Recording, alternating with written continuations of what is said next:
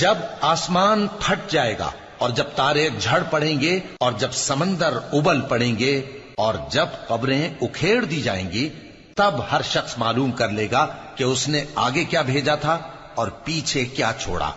اے انسان، تجھ کو اپنے رب کریم کے بارے میں کس چیز نے دھوکہ دیا؟